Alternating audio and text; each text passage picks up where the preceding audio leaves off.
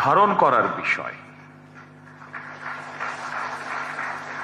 সেনাবাহিনীর গৌরব, সেনাবাহিনীকে রক্ষা করতে হবে। সেনাবাহিনীর নিজেদের সম্মান এবং মর্যাদা সম্পর্কে নিজেদেরকে সতর্ক এবং সচেতন থাকতে হবে।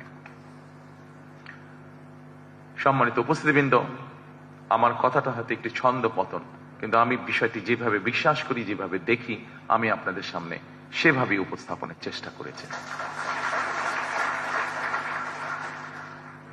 তবে একটি রাজনৈতিক দল হিসেবে, একটি রাজনৈতিক দলের সদস্য হিসাবে আমি এতটুকু বলতে পারি, জনগণের রায় বাংলাদেশ জাতীয়তাবাদী দল সরকার গঠনে সক্ষম হলে সেনাবাহিনীকে অবশ্যই কোনোভাবেই রাজনৈতিক স্বার্থে ব্যবহার করতে দেওয়া হবে না।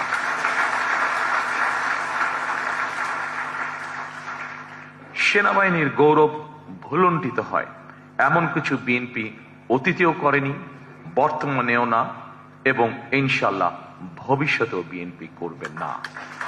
কারণ বিএনপি সবসময় বাংলাদেশের পক্ষের দল। বিএনপি সবসময় বাংলাদেশের স্বাধীনতা, সার্বভৌমত্বের পক্ষে শক্তি। রাজনৈতিক দল হিসেবে বিএনপি রাজনীতির মাঠে শক্তিশালী থাকলে বাংলাদেশের স্বাধীনতা, সার্বভৌমত্ব শক্তিশালী থাকে। সেনাবাহিনীর গৌরব এবং মর্যাদাও ইনশাল্লাহ অক্ষুণ্ণ থাকে। সেনাবাহিনী অবশ্যই রাজনীতি সম্পর্কে সচেতন থাকবে, তবে রাজনীতিতে বিলীন হয়ে যাওয়া অবশ্যই উচিত হবে না।